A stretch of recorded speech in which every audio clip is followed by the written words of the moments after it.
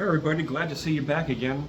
And this second story is about what took place during World War II.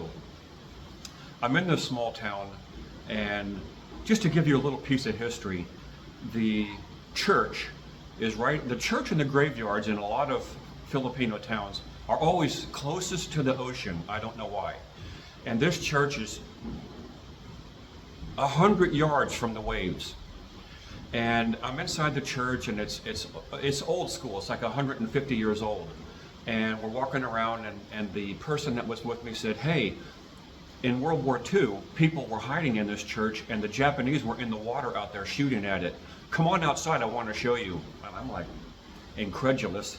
So we go outside, and on the outside facing the ocean are about 15 or 20 basketball-sized craters in the limestone.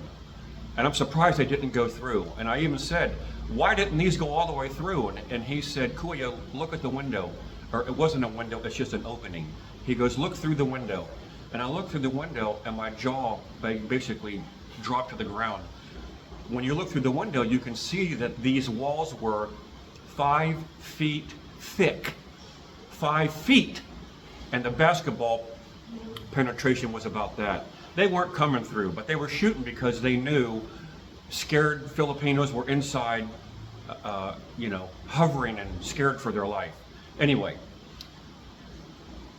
I'm in that corner house on the street in the town.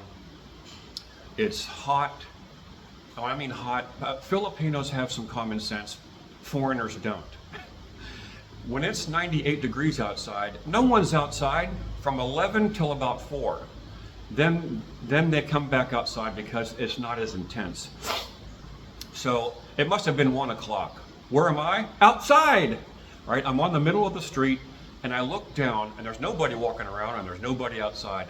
I look down, and maybe 2 blocks away, adults walked around the corner. Not kids, adults. And one of them was hunched over, walking carefully. He was in the center. On the left was 2 adults, and on the right was 2 adults. They were wearing formal clothing, formal, like you would go to church. And they're walking closer, and I'm thinking, should I bolt? Should I run back into the house? Do they want money? And the one person went like this. So in America, if I want someone to come here, my hand is facing up, and I go like that. In the Philippines, it's down. So that means they want my attention. Okay, I just have to learn how to say no. And they walk up, and the old guy, in good English, said, "We heard you were a Marine." And I said, "Yes." He goes, "I was a little boy here, and during World War II, the Japanese were here doing terrible things. And then the Marines landed on the beach and killed all the Japanese.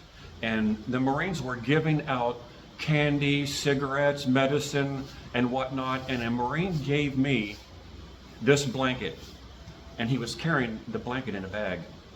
He pulled the blanket out. It was, and the Marines, the green blanket still exists. At least it did when I was in the Marines. This was your standard issue, itchy green wool blanket with the black stripe down one side of it. As you can imagine, a wool garment in the Philippines is going to be moth-eaten, and it was riddled with holes. It was in tatters. He didn't unfold it all the way, but I could see. And he goes, "A Marine gave it to me, and I want to give it to a Marine." And he handed it to me. And in my mind, I'm like, this is a family relic. It should stay in your family. This is, it's an incredible thing. I said no. I should have thought through a little bit better, but I didn't, and I said no. And they were offended.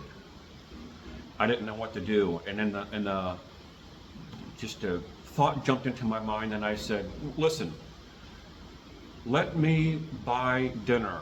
I'll come to your house and I'll bring dinner. I'm going to bring pork belly, roasted chicken, fish, vegetables, rice, Coke, beer, dessert. I'll bring all of it, and I'll come to your house tonight. And they agreed. They didn't seem too offended anymore.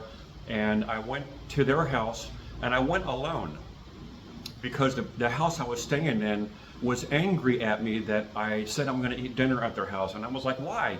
And they said, that's the enemy. I'm like, what do you mean the enemy? Well, it was during an election cycle, and they supported candidate X, and the people in that house supported candidate Y. They couldn't be seen in that person's house. I don't care. All right, so I'm not voting, and I went to the house. It was a very simple house. It had a NEPA roof and some cinder block walls, hollow block, unpainted, some simple furniture on a concrete floor. And we sat and had a delicious dinner, and I heard lots of stories about life in the town when he was a little boy, and it was an absolutely fantastic night. So anyway, I kind of wish I had the blanket now. Would have been an awesome thing to have. But hope you enjoyed my story. I got lots more. If you're interested, give me a shout and a comment if you have a question, and I'll talk to you later. Bye.